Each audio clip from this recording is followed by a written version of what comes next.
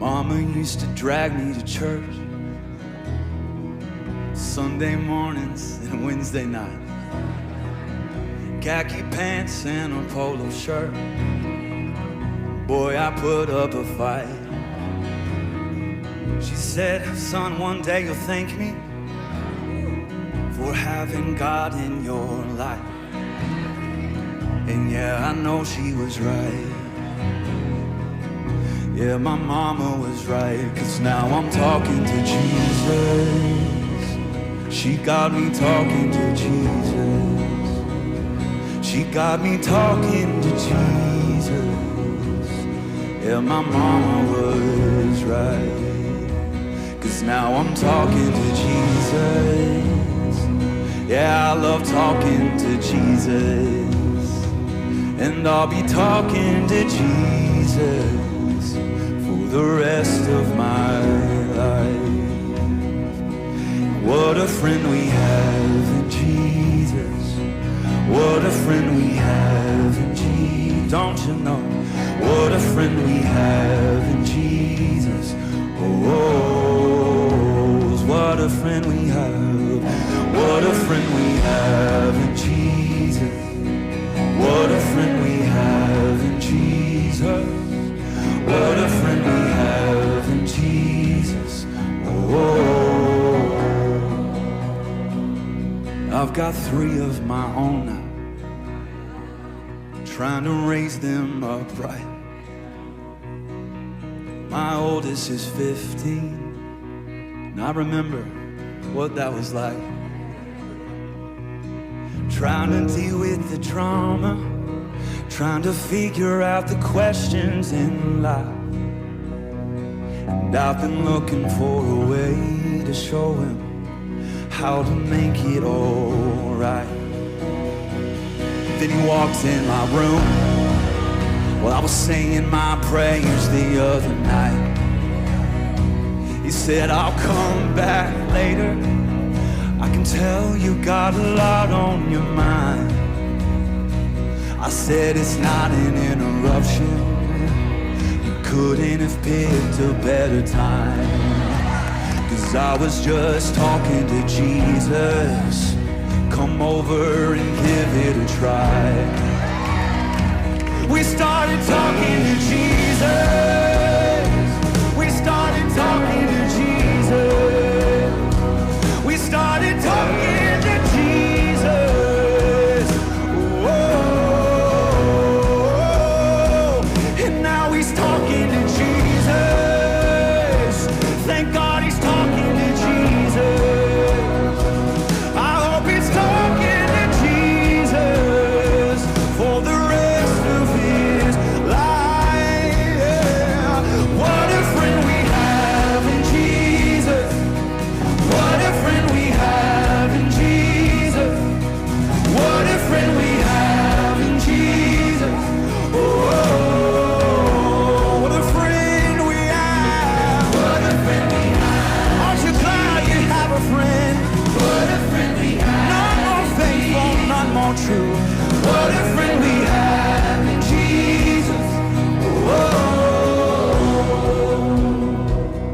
there's no wrong way to do it. There's no bad time to start. It don't have to sound pretty. Just tell them what's on your heart. 'Cause it's not a religion, no. 'Cause it's more like a friendship. So just talk to your Father like you are his kid. Just start talking to Jesus. Just start talking to Jesus. 'Cause you can talk to Jesus, oh, whenever you like.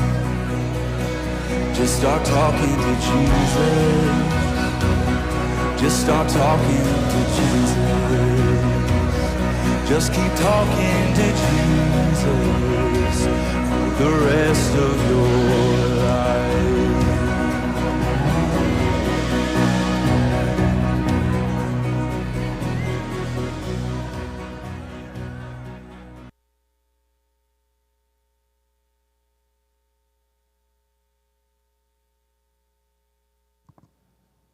How was tonight?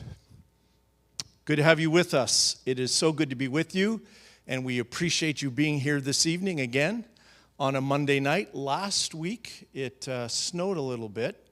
This week, we're just continuing to experience the cold weather, but I'm grateful this is a Monday, and it's not going to be Wednesday or Thursday, because by the weather forecast, there may not be a Wednesday or Thursday to come to because of the snow that we're supposed to get for a couple of days. So the Monday night is working very, very well.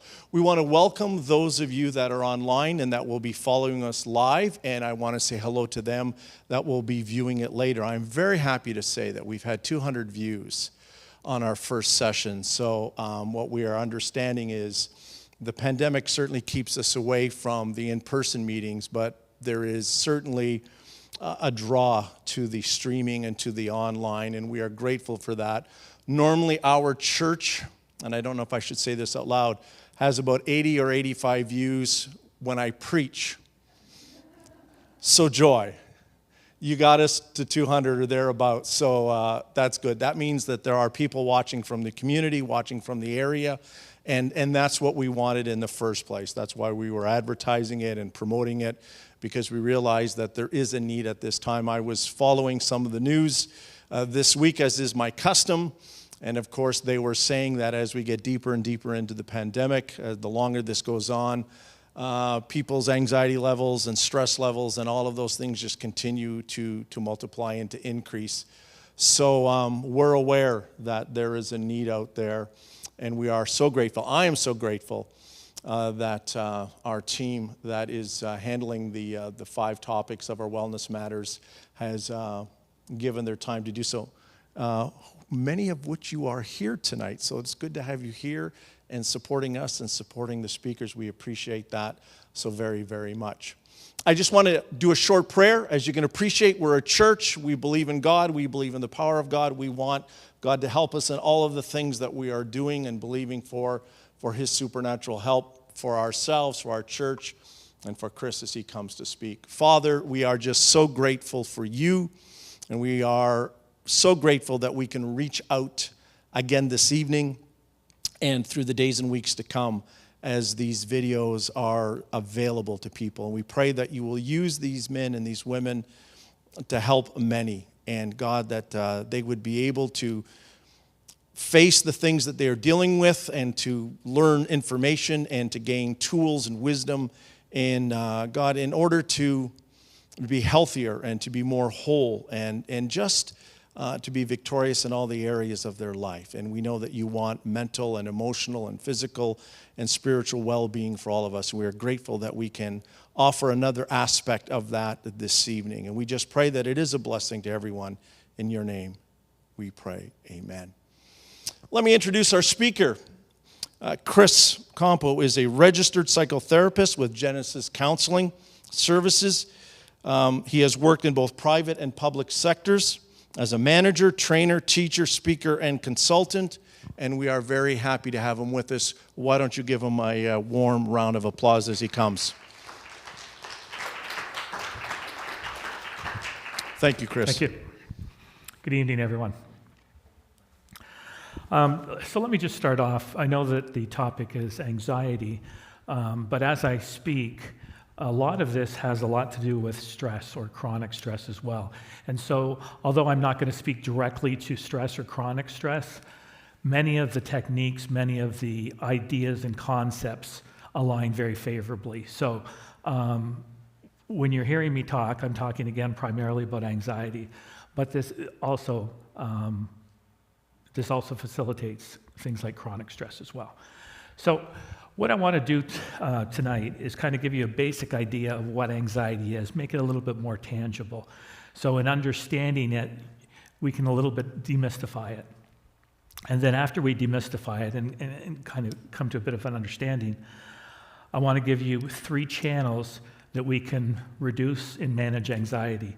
And so when we think of anxiety, a lot of people often think, I want to get rid of anxiety. We're not going to get rid of anxiety. Even the aspect of trying to get rid of that can actually increase your anxiety because there's a frustration. Anxiety actually serves a purpose. It's when it becomes too high that it's counterproductive. And so we need it, but it can go too high. And that's why we want to learn how to manage it and reduce it, rather than thinking about getting rid of it. So let me just start with the first slide there. So danger. So imagine, and this actually happened to me, imagine you're driving on 401 with your friend in a truck, heading down 401 to see a bunch of your buddies. And as you're driving along, it's wintertime, you hit black ice and your truck starts to spin. And within 5 seconds, my friend was able to take that as it was spinning, get back control, and off we went. But what happened physiologically for me is that my heart rate immediately went up within 3 to 5 seconds. My respiration all went up. And so this isn't something that I did, it's something that happened. And so our body is naturally set up that when there's danger, it's going to prepare us. We don't have to do anything, it's going to prepare us, which is a great thing. And so this level is high. Sometimes it can be fear, sometimes it can be a threat, but you have this high level of heart rate, perspiration, things like that. So, excuse me, what we want to do, what's going to happen though, is in 3 to 5 minutes, my heart rate comes back down, settles down. I don't do anything. Why? Why does it do that? Because the danger has left. And once the danger has left, your body will naturally return to kind of a normative function, okay? So, what is anxiety? The difference between anxiety and what I would call danger or even fear is it's a perceived danger. It's a perceived threat. Some people would look at it as worry. Some people would call it dread. A lot of times it will come out in in the words you use. Well, what if? What if I don't get there on time? What if the boss doesn't like my report? What if? And so we do these what ifs. And that is a type of perceived threat or perceived danger. So how does that relate to what I just talked about? Let me use what I call the window of tolerance. So this is called a window of tolerance.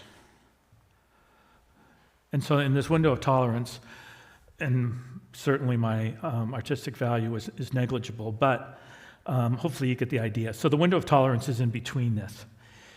And so our level of arousal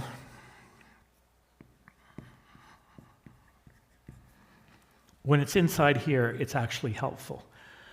Listen, if I don't have a little bit of anxiety about presenting here tonight, I probably don't even prepare. Or if I have a test, you need a certain amount. And so as long as we stay in this range, it's actually helpful. It makes us get stuff done. It can even energize us. When it goes up here, this is problematic. So we want to have it in here. What's happening up here? Well, when it gets up here, it's called hyperarousal. What's hyperarousal? That's when what I was talking about in that truck, fight, flight, or freeze. Again, you don't do anything, it just happens. And so in this fight, flight, or freeze, you're in hyperarousal. Once the danger passes, you'll come back, like I said, back here.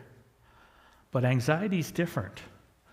Anxiety does the same thing, only the level of arousal is not as high. It's going to have the same response. The heart rate's going to go up, the breathing will intensify, but it's not going to be at the fear level, but it's going to be up here. Well, what's the difference? Intensity, it's not as intense. But the big difference is, with fear, it goes away when the danger's no longer there. Once we stop spinning and we started going, I calmed down. In here, let's produce this one. So what if I'm still going down that 401 with my buddy, and as I'm looking down the road, I'm going, what if we hit another patch of black ice? What if he doesn't control it next time? What if we get in an accident? That is a perceived threat. Perceived threat. It's not a real threat, doesn't exist. It's a perceived threat. And so this is where we get into things like the what if. So if I want to bring that back, what if my boss doesn't like my report? What if he fires me? So this gets into this concept of perceived threat. Often, those are the words we'll use. And what the problem is you'll stay up here because that threat doesn't go away. So I don't return to my window of tolerance. So I'm in this hyperarousal. Okay? Hopefully that's making sense for you. So the intensity is lower, but it's continuous. And anxiety is generally future-oriented. What if is about a future event. Okay? And so that's what anxiety generally focuses on. So that's kind of the basics. I'm going to mention a couple things a little later. So I talked about managing and reducing. So we don't get rid of anxiety. Again, it serves the purpose. I talked about test rating. I talked about preparing for tonight. So we don't get rid of it, but we learn to manage it or reduce it. And so I'm going to talk about 3 channels tonight. And each of those channels, think of it as tools that you can use to manage and reduce your anxiety. And so I'm going to talk about all 3, and hopefully you'll go away with some very concrete tools in terms of how to use that.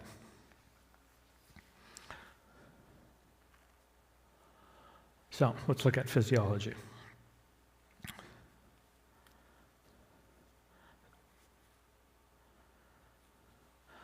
One of the things about anxiety is it's what I call self-perpetuating.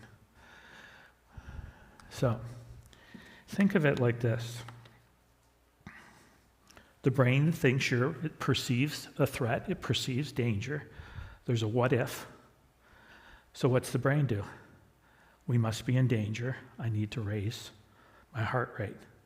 Because physiologically, it's a response. Because physically, we're trying to protect ourselves from danger. If a dog starts running at me, that fear response activates my senses so I can either fight the dog, flee the dog, freeze, not such a good idea, but those are the physiological responses.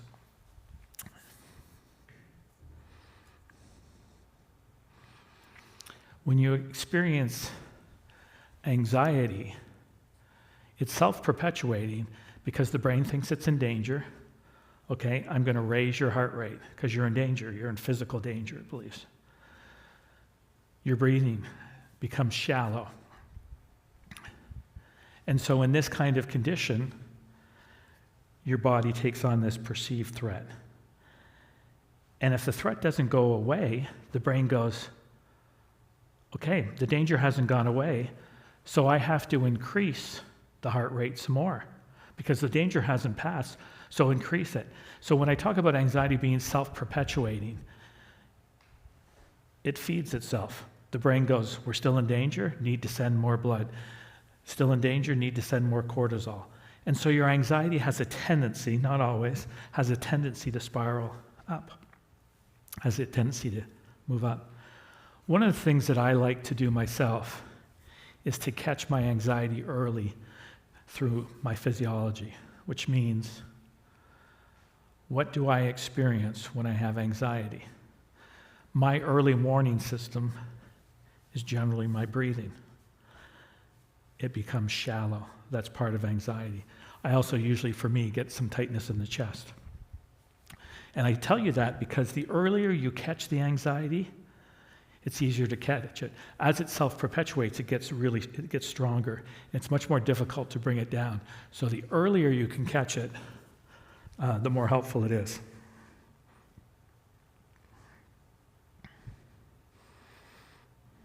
So we've got an autonomic nervous system. The one part of your nervous system, the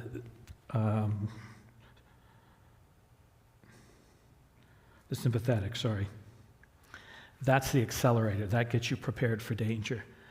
The parasympathetic brings you down. It's like the brake. So the one's the accelerator, the one's the brake. So when you're in this anxiety, we want to stop the accelerator. We want to put on the brakes. So we want to enact the parasympathetic.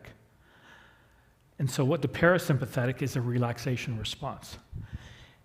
And so if I can induce a relaxation response, I can almost trick the brain into saying there isn't danger. We're okay, we're safe. Okay? So again, we're talking about the physiological channel, and we're going to induce a relaxation response. So what does a relaxation response look like? The main one is breathing. If you watch a baby has a relaxed breath. And so it will breathe here, and it'll be a belly breath. If you watch adults, many adults are chest breathers, and it's very shallow. Shallow chest breathing encourages anxiety because that's part of that system to get you ready for some danger. So you have to change that. And how do you change that? We want to do a baby's breath. We want to do a relaxed breathing to bring ourselves down. We're in hyperarousal, we're anxious. We want to bring ourselves down here. So the first technique physiologically is almost like resetting, just like when you reset your computer. You might turn it off, turn it back, you're resetting it. You're resetting your brain to tell them, no, we're not in danger. We're safe, we're relaxed. And the brain says, I don't need to send all those chemicals. I don't need to increase the heart rate. So what would that look like? The one that I use with clients is the same one that Navy SEALs use. Why would Navy SEALs use it? Navy SEALs are literally in fight or flight. The problem with being in fight or flight is that it's, again, a physical manifestation. You don't think well in fight or flight. Your body's not set up to think. And that's why people who experience a lot of anxiety have trouble with memory, forget things. Because in anxiety, our body is physiologically or physically on high alert. And so we're going to try to bring that down. So we're going to reset the brain to no threat. So again, you go back to that breathing. So when I do this Navy SEAL breathing, they're in fight or flight, they're up here, they're not thinking well, but they've got to make an operational decision. So in the field, they've got to calm themselves down very quickly, make their operational decision, and then go back into fight or flight. So the one that they chose, some people call it box breathing, some people call it square breathing. I like it as a foundation, as like your first tool. There's lots of good instructional videos on YouTube and things like that. I suggest you take a look at those. But I'll explain box breathing, and I'll do it with you. So, a box. You breathe in for 4. You hold it for 4. You breathe out for 4, and you do it again. 4, 4, 4. Okay? There's a lot of other different techniques, but that's the basic technique. That's the first thing that I do personally when I get a little anxious. When I'm waiting to present, I do that to try to settle myself down. So, one of the things that I haven't heard in a lot of the breathing videos is I want to talk a little bit about activating your senses. The more senses that you can activate into your breathing, the deeper the relaxation response. So, I want you to see your breath. I want you to hear your breath. I want you to feel your breath. So how do you do that? Well, one of the things I do is I'll interlace my fingers. I'll put that on my navel. And remember, I'm going to breathe in like a balloon, like the belly breath. Hold it. and then I'll explain what that's for. So again, I would be standing like this.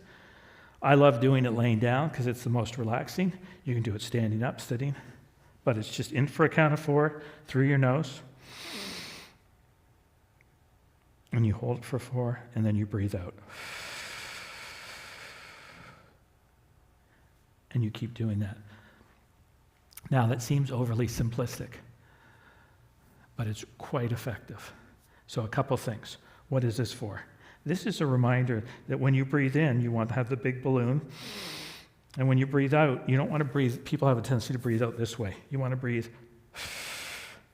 pushing in. So it's in through the nose, out through the mouth. I would do that for at least a series of 10 breaths, preferably 10 minutes. The more you do it, you'll get a learned association. What's the learned association? Well, the brain, you start box breathing, and the brain goes, oh, we're going to relax. It knows what's going to happen. It'll relax quicker. So what senses am I activating? I'm seeing my breath, feeling my breath, hearing my breath. So I'm trying to activate all those senses. When I'm activating all those senses, I'm deepening the relaxation response. I had a client who I taught this to, and she came and saw me about 3 or 4 sessions, and she started talking. And she was anxious.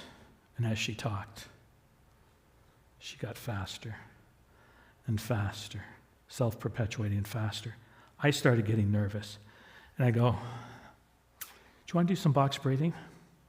She goes, okay. I bet you I did maybe 3, 4 of those breaths with her. And after she did that, her voice slowed down, her speech slowed down, and she then mirrored me. It never came up the rest of the session. But you could literally see the anxiety self-perpetuating. She recognized it, and in a way you cap your anxiety when you recognize it. Excuse me. And then she brought it down, and she was able to remain there. So don't discount how powerful breathing is as your first defense, okay?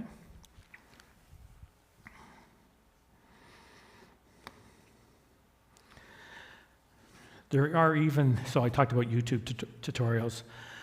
There are some breathing apps. There's a couple breathing apps, very simple, that you can download on your phone. One is, and I don't know what this one was called, because there's just a lot of very simple ones. It will be a circle, and it will go out, and you breathe in, hold it, and it will go smaller. There's another one, it's a line. You inhale, hold it, and exhale. So there's all kinds of, one great thing about technology, there's lots of apps that can help you. I generally don't use the apps for my breathing. I just do it on my own. If you are in a situation where you're in public, you're trying to calm yourself down, there's other people around. We still want you to use as much of your senses as possible. So what we do is we're going to use the hand. So we're going to use the space here, and then you can just literally sit there. I'll hold my hand up, but you can just do it in your hand like this. But you would literally breathe in for a count of 4.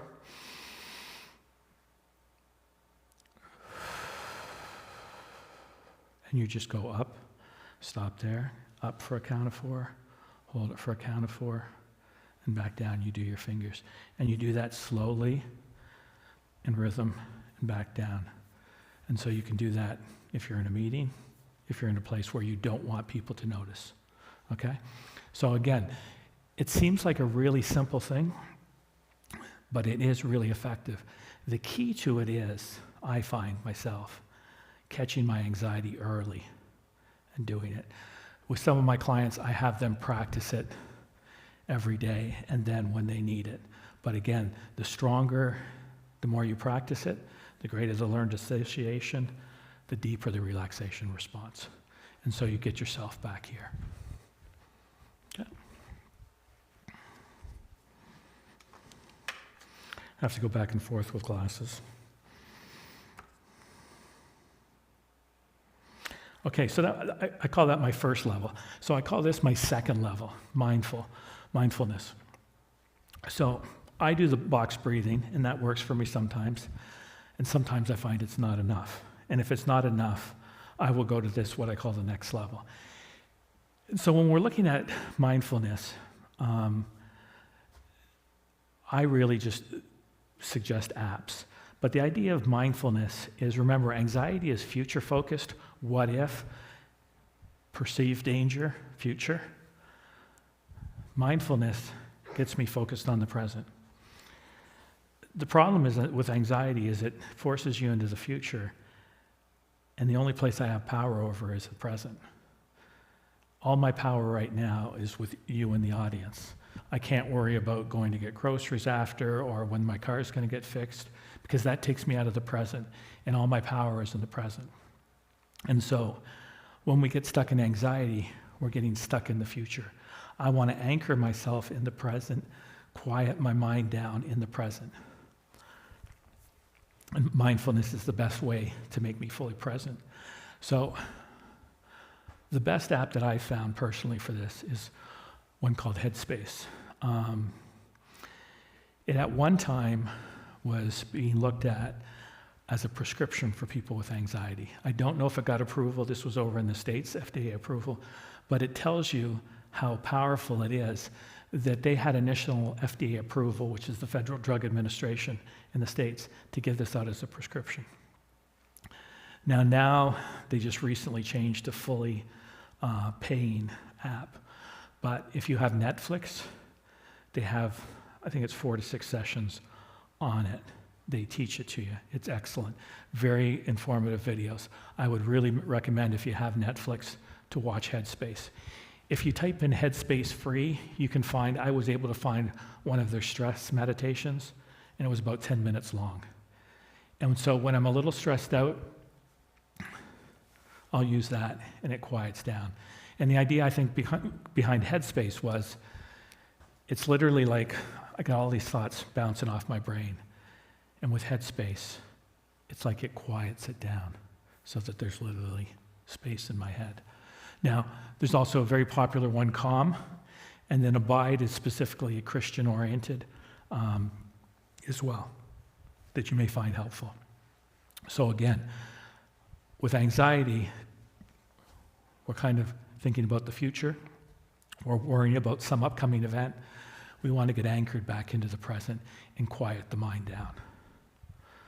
And so those are the two things that I would suggest from a physiological standpoint to deal with anxiety. All right, the emotional channel. One of the things that happens with people sometimes with anxiety is they're disconnected from their emotions. And if you're disconnected from your emotions, you're oftentimes either ignoring them. Some people will push through, they'll just work on stuff, and they won't pay attention to their emotions. And if you don't pay attention to your emotions, they have a tendency to build up. They don't go away, they build up. Or you ignored the emotion. And so what I do with people is, if you're sick, you get a thermometer. Well, I'd take your temperature to see if you're sick. So with my clients, I do a couple things. If I find that a client is not well connected to how they're feeling emotionally, I ask them to set a 2-hour alarm on their cell phone. Just check in on yourself. When the alarm goes off, just ask yourself, am I sad, content, happy, frustrated, confused? The very fact of connecting back with how you're feeling has a tendency to dissipate the emotion because you're recognizing it. But when you don't recognize it, it builds and has a tendency to explode. So ignoring it, it often explodes. We need first and foremost to validate our own emotions, not our significant other, not our friends. It starts with us. So you check in with yourself. So I literally just tell people, use an emotional thermometer. Check in with yourself. How am I feeling?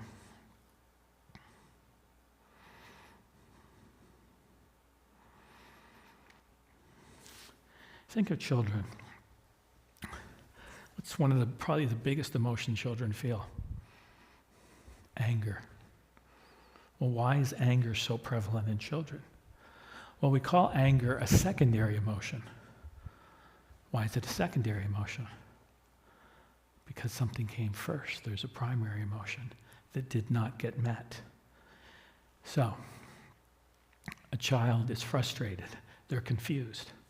But they don't have those words because they're children. They just feel frustration and they feel confusion. And they don't have any words. And so this frustration and confusion builds up. And then, boom! And they feel better. Now, the problem with anger is if it's presented inappropriately, by hitting people, by saying mean things and you hurt people. So we're not saying that the feeling of anger is wrong. What we're talking about is where it gets overly powerful, where a primary emotion wasn't validated, wasn't presented. It comes out and we hurt other people, either physically or emotionally. We say things we shouldn't. That's because that emotion's built up. So what do we do with kids? We teach them the words confusion, frustration, things like that. From a physiological, just to go back to it, it's almost like you have a brain stem and you have your cerebral cortex on top of your brain stem. That's that gray matter. And this experiences the emotions, but this doesn't have words. It's just the brain stem. And so when it gets frustrated, it experiences, and it's like it shakes. So the only way to release it is for the cerebral cortex to give it words and say, I'm frustrated, I'm angry, I'm confused, and that will dissipate that. But if it doesn't, this reacts to physical. That's why when somebody gets angry and breaks things and things, they go, because there's a release in this aspect. But we don't want to do it that way. We want to release it through our words, okay? And so when we think of a child, he's learning his words. There's a great movie that was done. What's it called with the kids? I can't. You're on your own. Yeah. It was Joy. Joy was the main character. Inside Out. It's a great way to teach kids about feelings. Inside Out, looking at emotions, looking at the power of emotions. So there's the kind of the physiological background. So it seems kind of simple, but we really don't validate our own emotions. And that's primarily our responsibility. We start with that. The second part to that is using I feel statements. So this now is going from, first of all, I need to validate, I'm confused, I'm hurt, recognize it in ourselves. Sometimes we need to tell somebody else. Well, we don't want to tell somebody else with a you statement, because a you statement will make me defensive. You're always, it's not going to work well. As soon as I hear that, I'm shut down. But if I say, I feel frustrated when you said you're going to be here at 6 and you're not. A person can't argue with you. You're not frustrated. No. But if you say, you are always late, no, what you're trying to do, why are you even doing that? Humans desire to be understood. When I'm frustrated with my wife, I want her, first of all, to listen, and she's excellent at that. Second of all, I want her to understand. And so I have told her things, and she goes, okay, yeah, I got it. I didn't think she got it. So I told it to her again. The same thing. Why? Because I have such a need for her to understand me. Well, what's that about? It's not about logic. It's about how I'm feeling. Do you understand why this bothered me? And I didn't think she did, so I told her again. It's important for us to be understood. And usually, we understand by understanding somebody's feelings. So, back to my wife. So if I'm angry with my wife, that's my emotional thermometer going off. That's my early warning system. Something's wrong. Your emotions tell you something's off. They're not bad. We a lot of times look at emotions as good emotions and bad. Don't. They're telling us something. Let them tell us. Let's explore it. Don't judge it. Judge it doesn't help. Judging has a tendency to push things. Let's explore it. So if I'm angry or upset, I usually tell my wife, I'm upset. You just said you'd put the dishes away. I get home and they're not. And then she'll say, oh, this, or maybe I misunderstood her. So we'll go through a dialogue. But then that emotion that I had is dissipated because I've said what I need to say, and hopefully we've worked it out. But it got expressed. It didn't get pushed down. And so a lot of you, and we'll talk about how you get better at this, but it's I feel statements. We need to, first of all, validate our own emotions, know what's going on. Again, not judging them, just exploring them. And then when we're dealing with others, use that as a way to bridge, because what you're really wanting is somebody to understand. And so recognize that.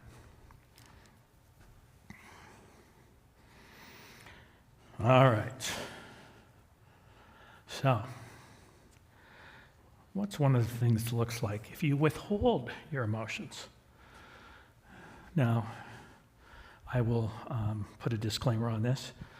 I spoke with my wife beforehand. We talked about me using this example, and she has okayed it. So we were newly married. She came down from Toronto, thankfully, and came and lived with me in Windsor.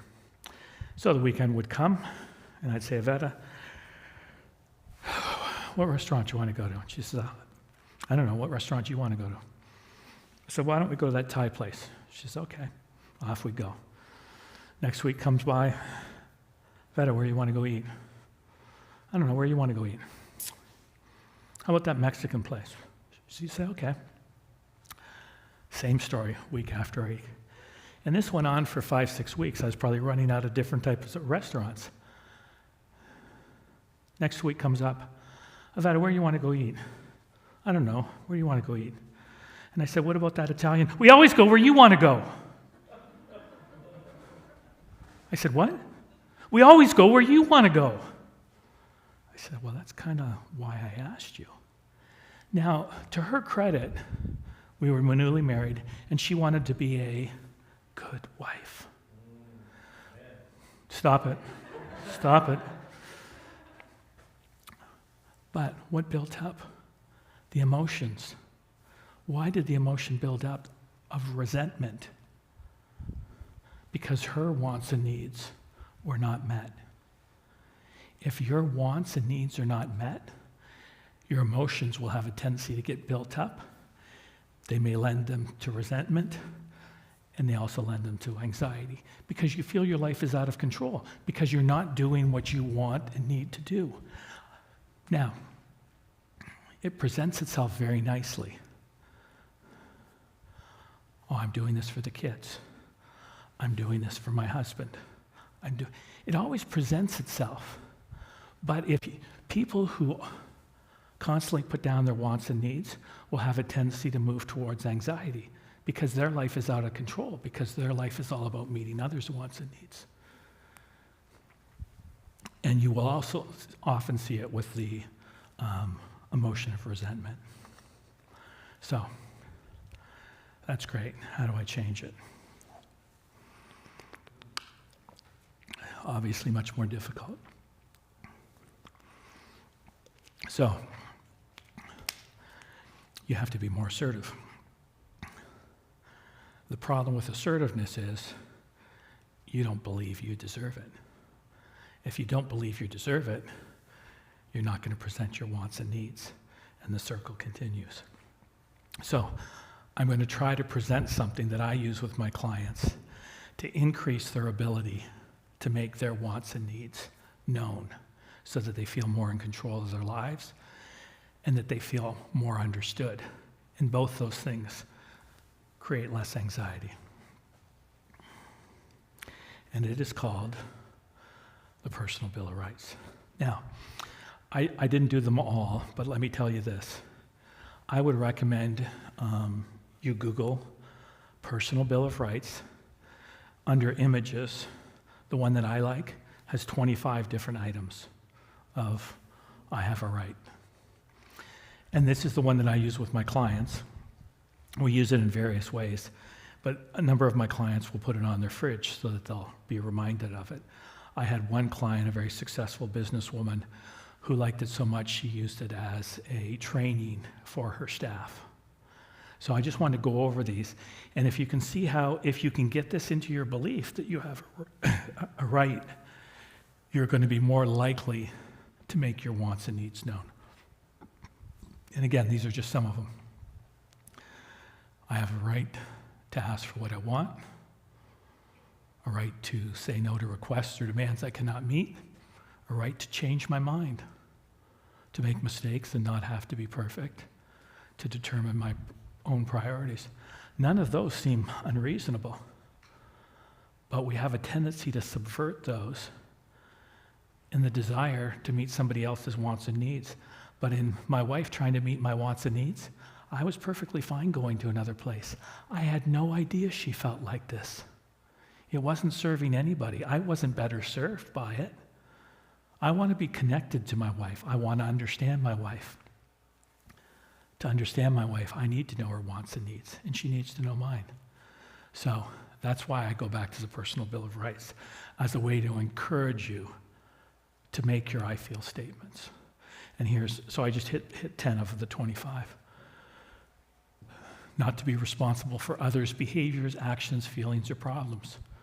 Now, my guess is some of you, when you're looking at this, some of you are saying amen, some of you are saying ouch. Well, the ouch ones are the ones you need to work on, right? So, to be angry at someone I love, and we talked about appropriate anger, to say I don't know. I have the right to my own needs for personal space and time. You know, it's always interesting. I remember this one gentleman. He was well, I won't tell that story. It'll take me off too far. To be treated with dignity and respect. So hopefully these are the kind of things that will get you better at expressing what you're experiencing and your own wants and needs. All right, so the third section. So we've done physiology. We've done the emotional channel. So this is the cognitive channel. And what cognitive is just thinking. Cognition just is your thought processes. And so I'm going to try to use the board again. And the writing will be no better. I actually was a teacher, and it's surprising that in grade 2, I was considered to have the worst penmanship of any student. But I still somehow made it to be a teacher. Chris, it's a proven fact that sloppy writing is powerless. Okay, I'm sure you have sloppy writing then. All right, so I'm going to do events create feelings. And let me just take a quick look at my notes too. I want to make sure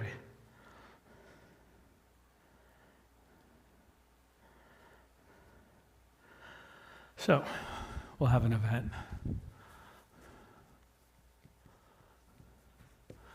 So, two people are called into the boss's office, and he says, listen, business has really slowed down tremendously. We're not going to use many orders. I need to lay you both off. That's the event. And so we believe that the event creates our feeling. I'm sad. I'm anxious. I'm angry because I got laid off. But let's talk to the two people who get laid off. The first guy, I'm going to look at some of the thoughts. So he had an event, he got laid off, and now we're going to look at his thoughts. His thoughts are, how am I going to get another job? Nobody's going to hire me. This is the only job I've ever had. Will I be able to pay the rent?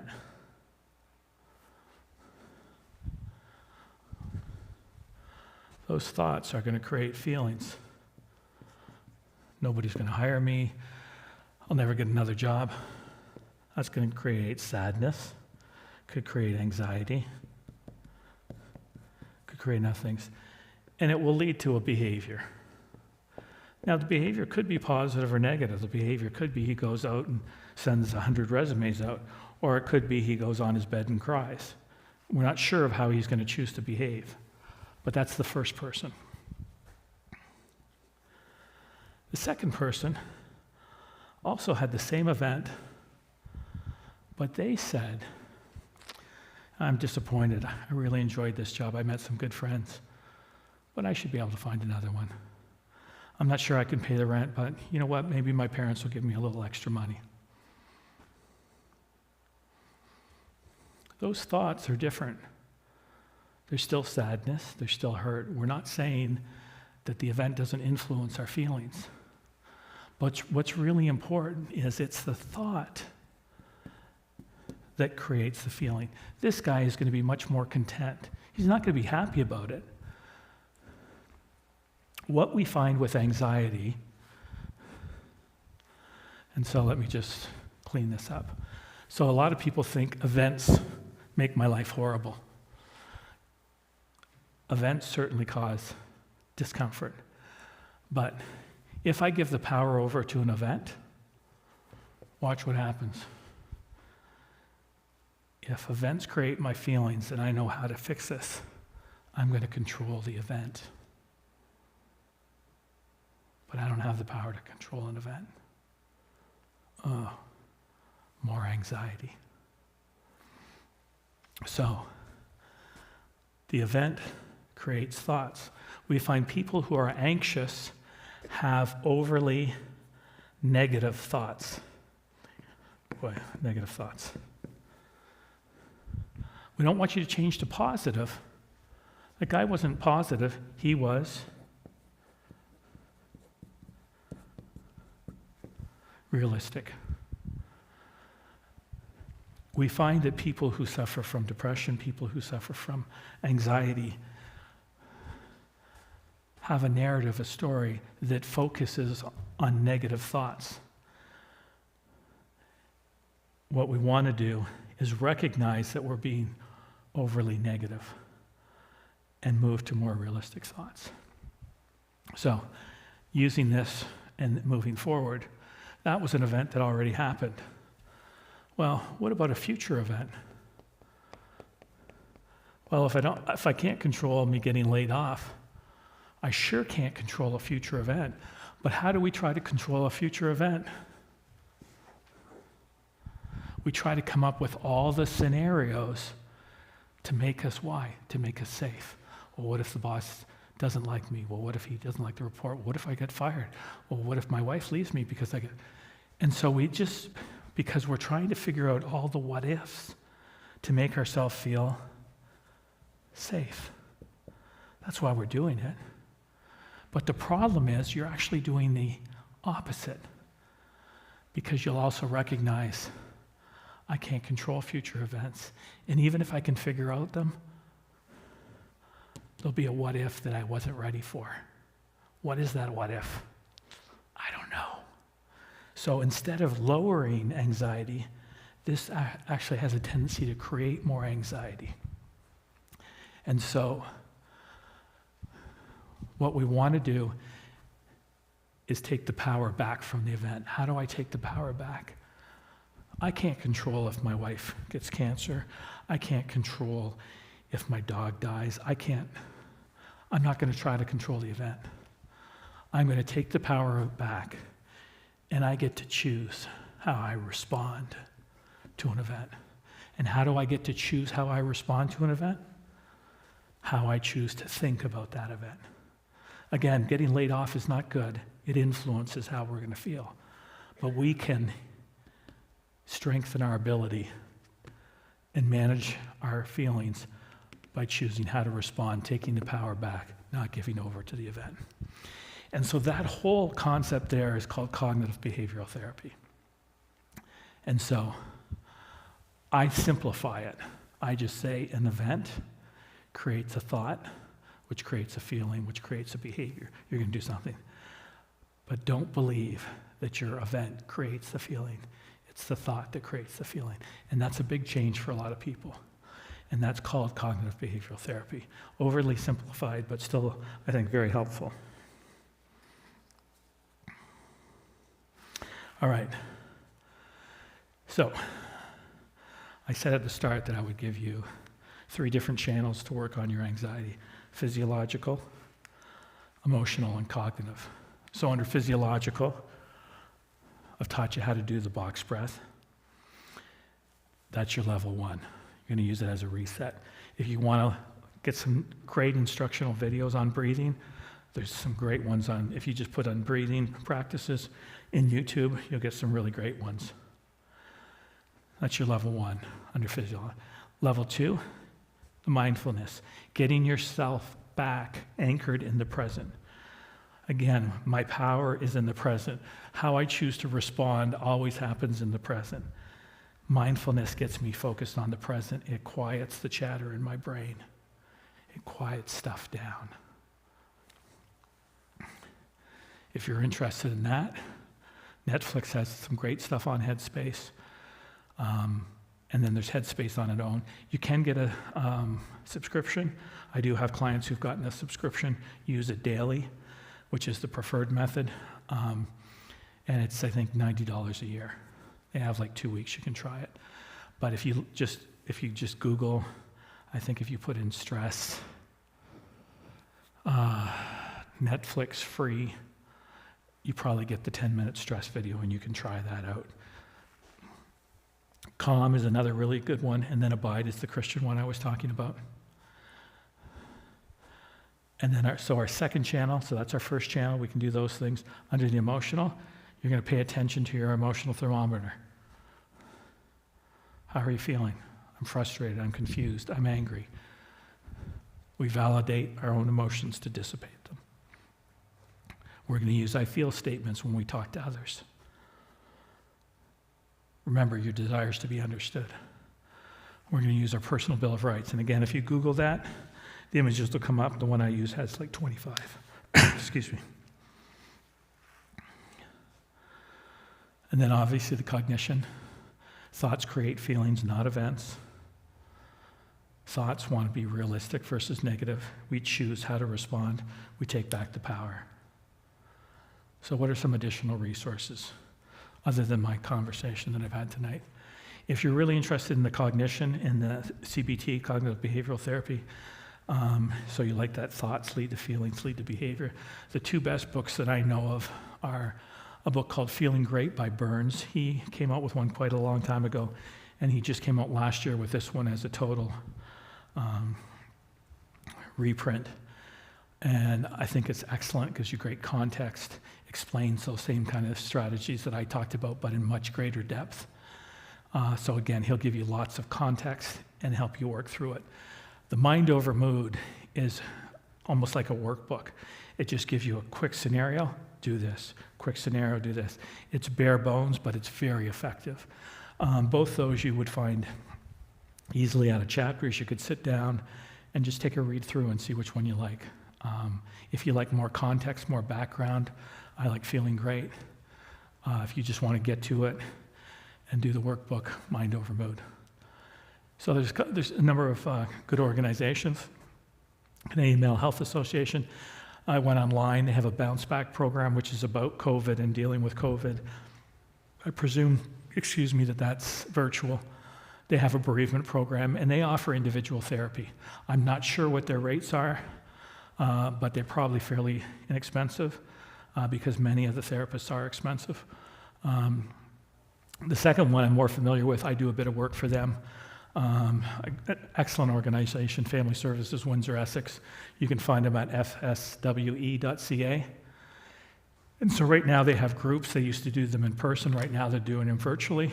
They have an anxiety group, a depression group. I actually do the wellness group for them. But they also have wellness where you can just access it 24/7, where it's taped. So I do, those anxiety and depression groups are live. They're virtual, but they're live.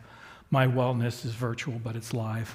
But they've even got a wellness that you can even go in and just watch whenever you choose. It's done by a woman who's exceptionally gifted in cognitive behavioral therapy. They have some stuff on mindfulness, and they also offer individual therapy. And again, because it's a nonprofit, the price point, if cost is a concern for you, they really have good prices. in terms of that, and they are really focused in this cognitive behavioral, if that's the kind of stuff that will help you. And then if you're looking for a therapist and you think, okay, I'd like to, delve in a little bit more, I'd like to process this a little more, I would suggest Googling psychology today, therapist near me. And what will come up is about 6 pages of therapists in this area. And there's some drop-down menus, and you can choose what you want. Christian counseling is on there for those that want that, and then only the counselors that say that they have that will show up. It's really helpful. But I would suggest this is what's most important. When you're getting a therapist, it's not level of education, it's not years of experience. It's, do I feel like I'm going to connect with this person? Do I feel they're competent? Are they going to get me?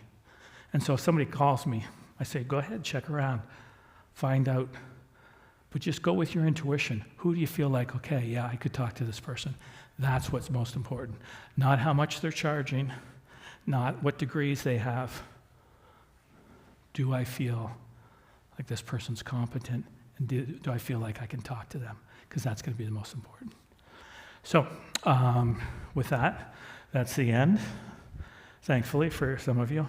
And I'm open to questions. We just don't want them to be of a personal nature, just a general question about anxiety. I'd be happy to answer them. We have mics at the front.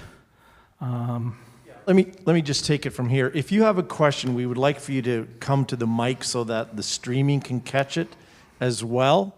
And again, as Chris has asked us, we're not asking you to ask for personal stuff. Hey, I'm this or that. We're not interested in exposing your private life online, the stream. But if you have the general questions about anxiety, those kinds of things, we'd certainly encourage you to use the microphones one at a time. And last week they were quiet too, and I became the questioner. Oh, that's fine. Yeah. Well, listen, I appreciate you taking the time out to come here. I'm hoping it was helpful for you. I'm hoping I gave you some additional resources so that you've got some strategies to go back with. All right? Thank you very much. Chris, could I just, one thing, if just, I'm an interested participant in this in the sense of, if you're a little bit quiet to ask questions. My biggest concern is during the last couple of years as we've been in the middle of the pandemic, it's kind of raised my own kinds of feelings that I didn't have, like sadness or anxiety, those kinds of things. And most of us don't plan for something to go on for a prolonged period of time. We've been dealing with this situation now for 2 years. So not knowing if there's an end date or when there's an end date, like, are there things, like, is it a matter of like doing the 3 steps that you've asked in those specific areas on an ongoing basis, or do we need to take a different approach when something has been going on for so long?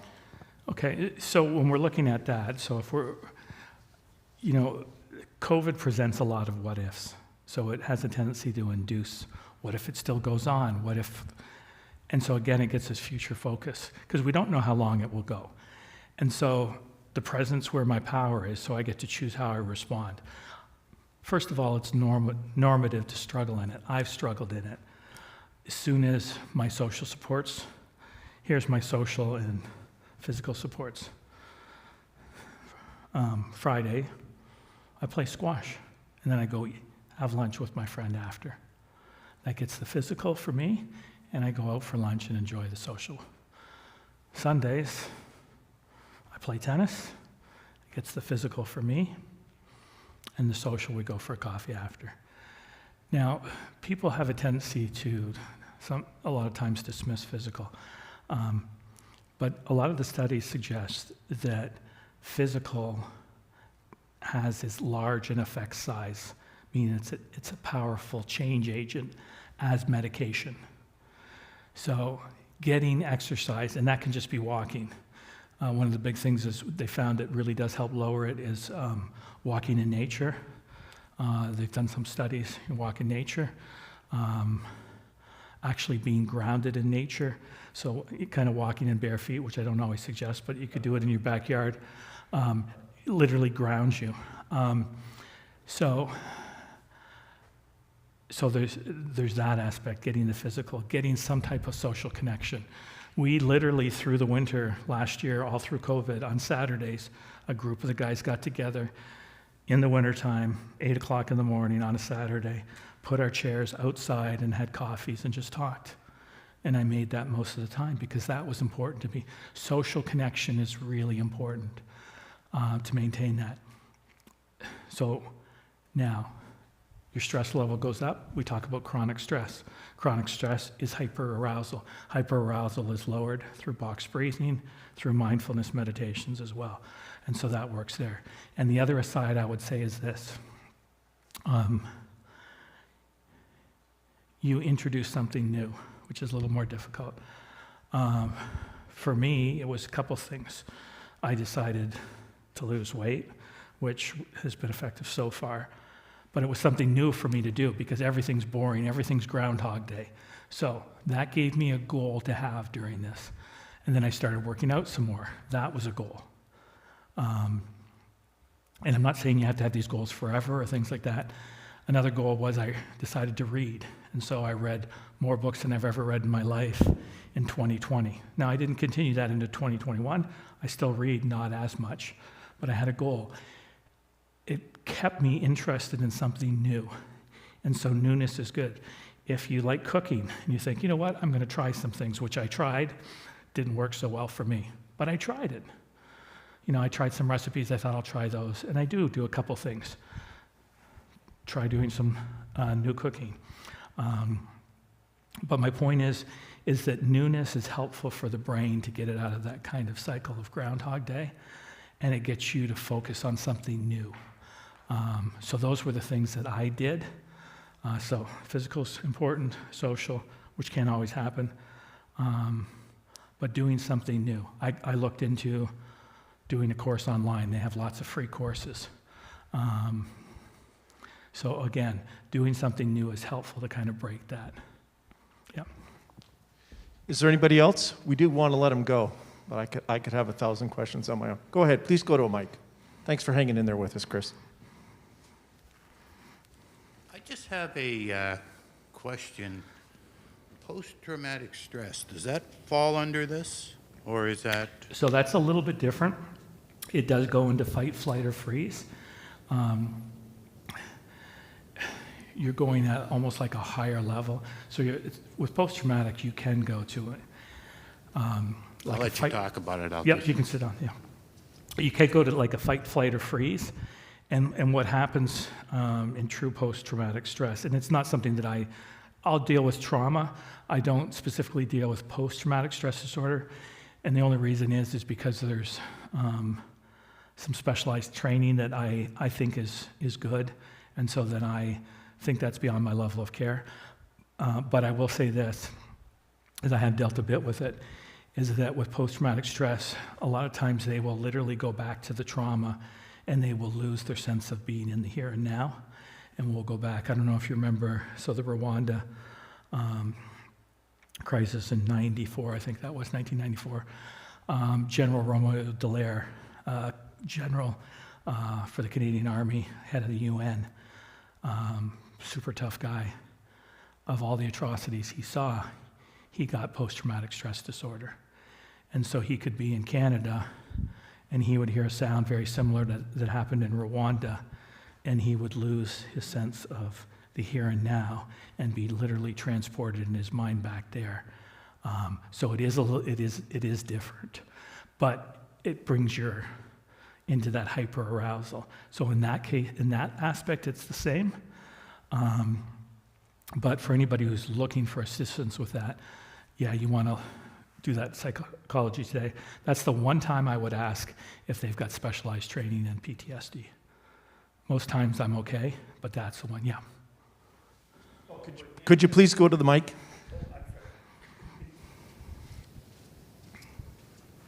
Some of these beginning there, the methods and that, the breathing and that, does that help that?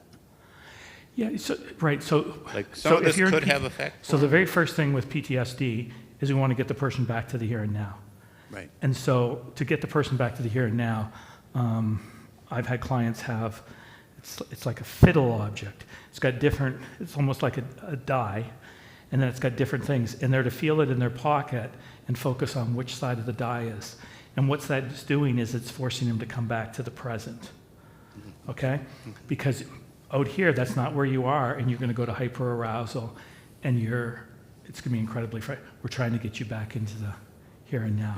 So that's one of the simplest techniques to get the person to come back, is to literally have, I can't think of the exact word for it. It's like they do it with people with ADHD. They had spinners and that, but it's like a die, and it's got different things on it. You can buy it on Amazon. And they would keep it in their pocket, and when they start going off, okay, what's up? They focus on the tactile. Okay? Okay, thank you. Yeah. We don't have anything online. Is there anything else left in the room for questions? Thank you for going to the mic. We appreciate that. Let me be the last one then, and we'll let him go. If we are working with or living with people that have heightened levels of anxiety frequently, what is something that we can do to help them?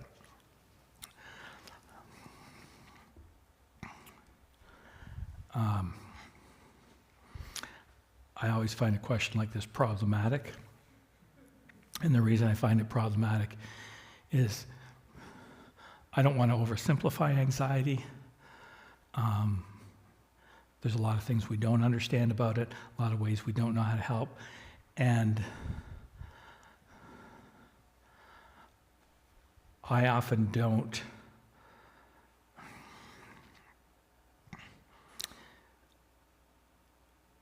necessarily want you trying to help somebody, if that makes sense. And here's what I'm going to give you this caveat.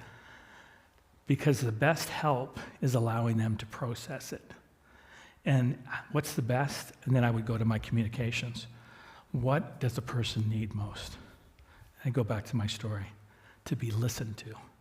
Don't give advice. I hate advice. I ask people, give me the best 2 pieces of advice you ever got.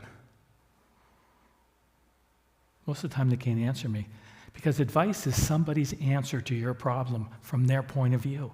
It doesn't speak to you and your uniqueness. You want to help them process their own issue. So, take off your advice. They don't want it, most times. It will hurt the person, and the reason it hurts the person is because when you give advice, now I have to flip over to logic. And the problem is not primarily logical. It's an emotional issue. And they need to process the emotion. And when you give advice, you're circumventing the process that they're trying to enact by talking to you. So I would say this: don't try to help. Listen. That's the first thing. And to listen, I don't have to do anything. There's a story that I tell in my thing where I'm frustrated with my father-in-law. And I'm so frustrated, I tell my wife the story. And she was great, she just listened. And I was so frustrated, I told her again the same time, and that I actually did it 3 times. I'm a bright guy, why'd I have to say it 3 times? Because I had to get the emotion out. And once I got the emotion out, I was okay. The thing with my father-in-law, it still bothered me, but it wasn't big anymore. Because I dissipated the emotion. I validated it by saying it. She validated it by listening. She didn't give me advice. If she started giving me advice, it would have shut me down. Now, the only other piece I'd add, so everybody can listen. Just keep your mouth closed. That's the easiest way. Don't give advice. That's first level. Second level, understand. How do I get it so that somebody feels understood? The 5 W's and why. So when did this happen? Well, why did it happen here and not over there? So you're saying, you're just asking questions that help clarify the issue for yourself and for them. So they get to explore their emotions, and by you clarifying it, it helps them clarify their emotions. But you're just asking them questions. That's it. No advice, no try. Listen, understand, explore through the 5 W's, who, what, when. Just be curious. If you're curious, it's good. Okay.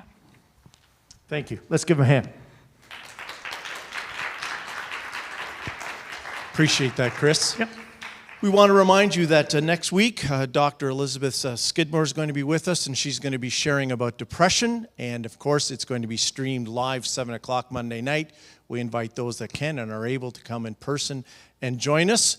But thank you very much. We look forward to seeing you next week. Bye-bye for now.